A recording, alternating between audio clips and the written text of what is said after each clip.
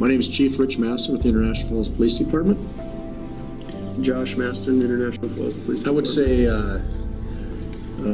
it's very concerning, not only for us as a law enforcement community, but it's also very concerning for our citizens. And I think that as the light has been shed on it here more recently than it has in the past, people are becoming more aware of it. So my feelings are obviously that we do have a concerning problem in our community. We as a law enforcement community are taking steps to address that. But the good thing that I do see happening is the community is so aware of it that they're involving themselves in assisting us as well. So, and it really does take a community to make a difference with a problem like this. Well, with everybody working together, I think makes it easier. Obviously, help from citizens in the community as well as our law enforcement agency and outside law enforcement agencies coming together to assist really helps. I guess I don't have a definite answer on a cut and dry solution, but we're definitely working towards that. And I'll follow up on that. As far as a solution to the problem, I don't know that you're necessarily ever going to find a solution to chemical abuse and drug addiction. It's something that it takes, as I said before, it takes a community to rise up against and come together and work together to try to solve the issues. It's something that certainly we can't arrest our way out of, and that people generally can't handle on their own. So I think that working together as a community, we're gaining ground. I see positive gains that we're making, and I think we'll continue to make those as long as we continue to be diligent and work towards an end. You really couldn't put a number on that. You'll notice in our statistics that we've arrested more and more folks that have been involved in the meth trade or the use of meth. You'll find that meth touches all different social brackets, different age brackets of folks. So it's something that we see every day. Josh does the majority of all the narcotics investigations, and sometimes, what we may see something that doesn't surprise the community, but we're starting to see it, see folks that you wouldn't normally suspect or wouldn't meet the stereotypes of being involved in drug activity, and we're coming across that. So it's interesting to see how widespread. Like he said, it's gone up each year. I guess per month, I would say there's an average of a couple anyways. Sometimes there's longer, more detailed investigations that'll take a little longer. But on average, for the past couple of years, I'd say a couple a month. I'll follow up on that as well. Folks look at drug busts as in different lights, right? We can look at a drug bust as our drug investigators went out and did a search warrant on a house on some street, and they found a stash of drugs and somebody went to jail. That's considered a drug bust. But what else is considered a drug bust, I would say, is a traffic stop where an officer or a deputy may find some drugs on an individual, and that's not as publicized, right? Or somebody that gets pulled over and they're under the influence of different kinds of drugs, not just methamphetamine, and they get taken into custody for that. So that all runs the gamut of drug busts, so it's kind of a broad question. But we've seen our numbers absolutely increase each year for the past few years. It's substance abuse, and it's a difficult thing to put your finger on. You can look at it on a broad basis where drug trafficking started years ago, and it started overseas for the most part. And in the United States, we became huge consumers of the drug trade, right? So this was a great place to sell narcotics from other countries back in the marijuana days or cocaine days. And then methamphetamine, which is cheaper and easy to produce, and is oftentimes produced in super labs in Mexico and other places like that, and shipped here in bulk. So we've got, not only in our community, but across the United States, we've got a great supply of users with money to purchase that. So as on a business platform, supply and demand. You have the supply, take it to where the demand is, right? More locally in our community, you used to see a lot of meth labs, right, in smaller rural areas where it was difficult to obtain the drug. But the government's put sanctions on that now to where it's very difficult to buy the precursors to sit at home and make methamphetamine. So we have folks that will travel to our location to sell their product, because we've got, to be quite frank, in our particular community, we've got a user group that's willing to pay a premium for the drugs. So the supply kept coming. The supply kept coming to great extents, and the demand just keeps growing. And then once somebody's addicted, that just continues to snowball. And I think it's pretty common for somebody that is an addict or is involved in that trade to really use the peer pressure with their friends and family members oftentimes to try certain drugs. And my understanding is Josh and I have both interviewed a lot of folks that have been involved in the drug trade, use and distribution, and my understanding is that particularly methamphetamine is so highly addictive that sometimes it only takes one attempt or you try it one time and you can become addicted. And we have both. I've been at this for quite a few years, and we've both seen many lives, particularly in our community, completely destroyed from it. So, yeah, that's my answer on that. Yeah. As a city, we've recognized the problem and the growing concern in the community, and the draw on our taxpayers for substance abuse rehabilitation and whatnot. Our city leaders have been very cooperative with us, and in order to take steps further than we have in the past, we've at this point are collaborating with the Paul Bunyan Drug Task Force, which is a number of agencies that come together and assign agents to work specific areas to target drug trafficking and whatnot. And Officer Maston will be our agent assigned to that. And so we're dedicating resources as a city to specifically tackle this problem. Will we be victorious and take care of it? Probably not.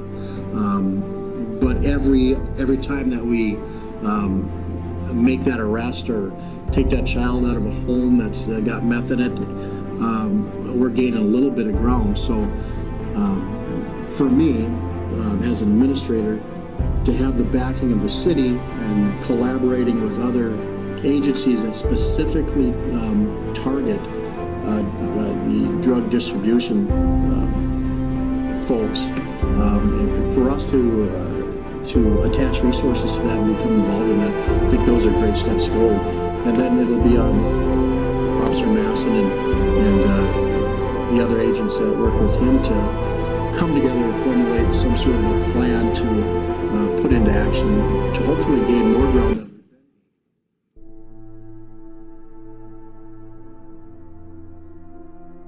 International Falls is actually quite big.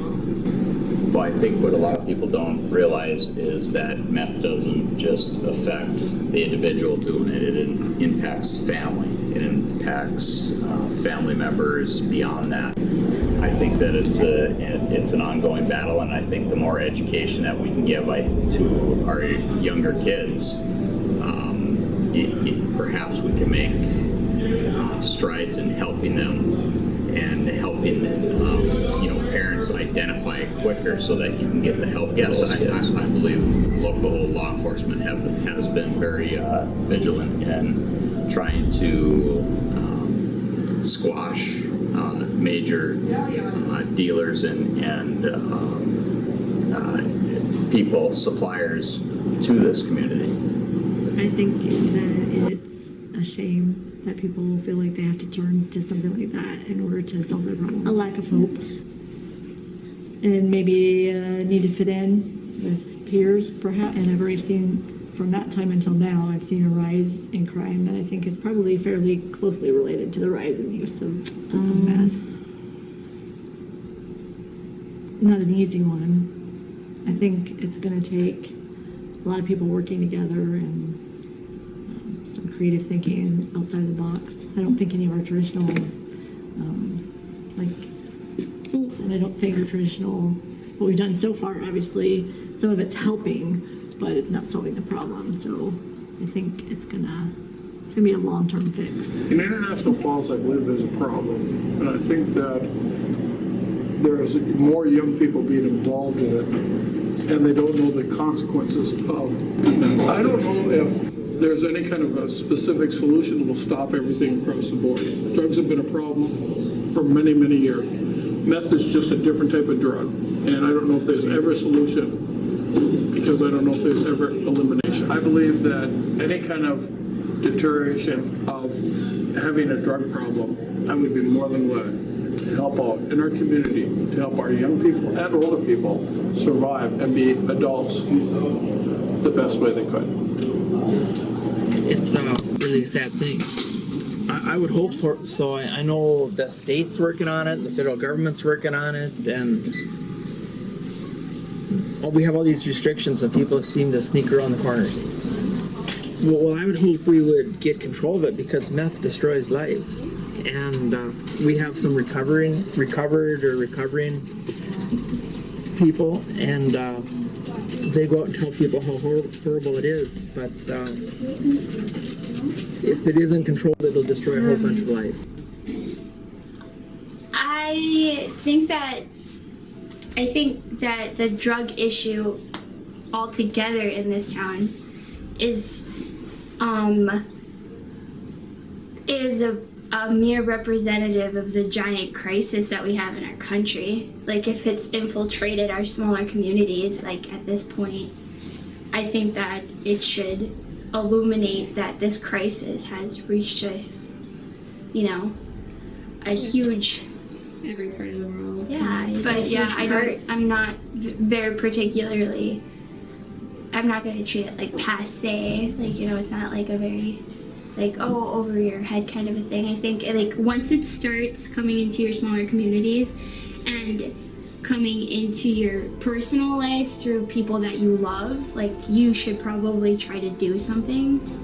But being part of the middle class, we don't really have, or working class, I should say, we don't really have the means to do much about it. I think this is, like, the drug issue is, like, I'm not saying that it's not become a bigger deal. I just think, like, that there is an illumination on the existing issue, because meth has been a big problem in our community since, like, the 80s, historically speaking.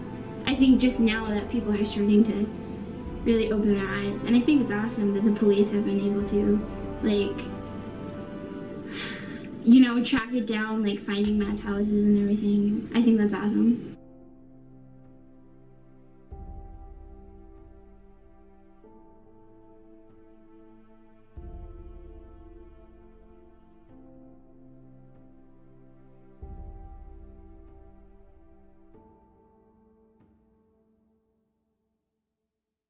Hello, my name is Heidi and I'm a recovering drug addict. First off, the person has to want to recover from using. You can't force a person to quit using that doesn't want to stop using.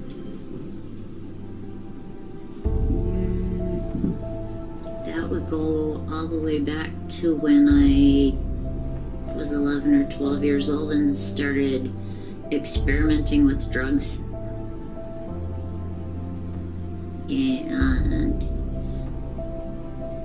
it didn't get carried away until I started smoking crystal meth.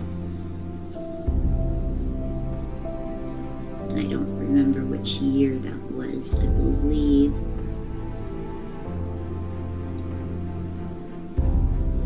it was around 1999.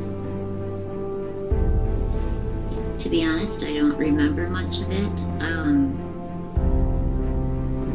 I never had that much of a problem with withdrawals from any drug or alcohol, so I don't think I had too much except for I needed a lot of sleep. Everybody's different and everybody reacts differently to drugs. I was one of the rare few that didn't stay up for weeks at a time. I didn't see the ninja red lights up in trees, and I didn't hallucinate and see all the images that you hear that tweakers, quote unquote, claim they see. It almost brought me up to a functioning level of society where, in the beginning, where I could actually accomplish my goals for the day. That's a tough one. I was no longer a daughter. I was no longer a mom. I was no longer a wife. I was no longer a productive member of society, that's for sure.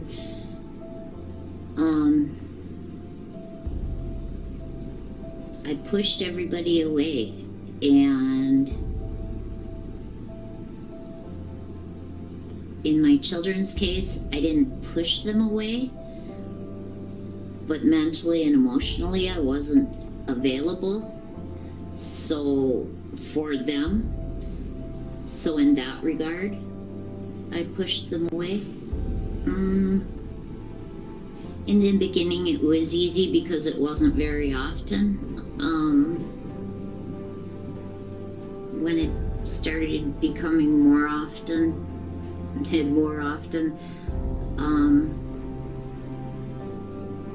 what happens more often than not is you turn to selling the drug yourself, so you don't have to pay for it. For those that want to quit, that's your first big step, is wanting to quit. The second would be go talk to somebody in the community that could do a Rule 25 assessment to see if you would need inpatient or outpatient treatment. Start attending NA or AA meetings. There's open meetings in town where anybody can go to, and they're listed on the door. If they're closed meetings, those are just for addicts and alcoholics. In my circumstance, I had a pre-arranged brain surgery scheduled for the following week, so I was let out on house arrest to have that surgery take place. And then you go to treatment. You follow the recommendations of your treatment counselor, which may or may not include a halfway house. And if it does, then you follow the recommendations of that counselor of the halfway house, and an aftercare program, which would be after treatment, going to an outpatient aftercare type program. And I would really suggest getting yourself a good therapist. A lot of self-work, a lot of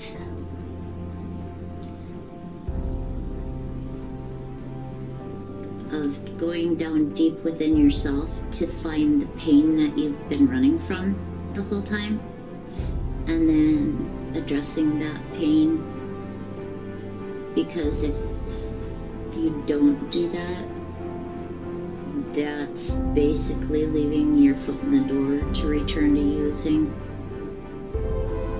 If you don't address issues that are deep down and hidden.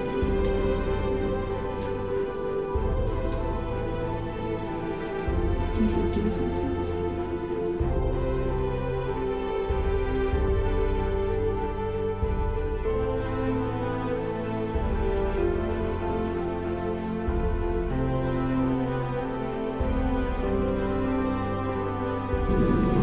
Because of lack of education. I think that meth users don't understand how addictive the drug can be. And once you've tried it once, the crave to try it over and over again is greater. What we've done so far, obviously, some of it's helping, but it's not solving the problem. So I think it's gonna be a long-term fix. I think it's gonna take a lot of people working together and some creative thinking outside the box. I don't think any of our traditional, No, I can say, not an idea, but the federal government has a Sudafed computer base that keeps track of who buys it, how much they buy. It's restricted by how much you can buy, and every place that has Sudafed, which is used for meth, they watch that and the police watch that. Unfortunately, it doesn't seem to have it. Hopefully it's helped, but it hasn't helped enough. So everyone's doing what they can, but no one knows the right answer.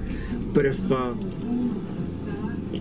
I'm sure all the healthcare workers, we would be thrilled to help out any way we could if we knew what we could do. We do restrict it, the government restricts us, and we've all had training, as all the other healthcare workers, but it's out of control. It's just crazy. I do think that pharmaceutical companies are to blame. They are pushing the drugs. They also make the drugs to, like, the antidotes and, like, Narcan prices and stuff. Like, pharmaceutical companies have, like, a big role in the drug addiction problem in America. I remember back in 2013, it was like, our generation is now becoming the new opioid generation. Like, heroin has become such a big deal. Like, if you look at drugs like meth and heroin are like the two extremes of like the worst kind of recreational drugs. But if you look at how people, Adderall, prescription drug abuse is a huge deal in that. And one of the things we've done is, pill counting. When you get on a narcotic contract, they have to go do random urine tests, and if your levels are off, then you get cut off, and then they put you on stuff like methadone or Suboxone to help wane you off of that. But then normally you gear towards street drugs that have a similar effect, such as heroin. And why heroin is so dangerous is you don't know the potency level. People get into that and they can overdose thinking they have a certain amount, and it's really terrible. I mean, it's becoming a crisis in Duluth. I just saw something on the news the other day, and they're like, dirty syringe close up. They're like, here on the streets of Duluth, and I was like, what? Are you kidding? And yeah, and it's like Adderall, is like the chemical structure of it is like literally one molecule away from being methamphetamine. It is considered a not methamphetamine, but amphetamine. And you can look at the historical use. They used to give that amphetamines to soldiers back in World War II to keep them awake.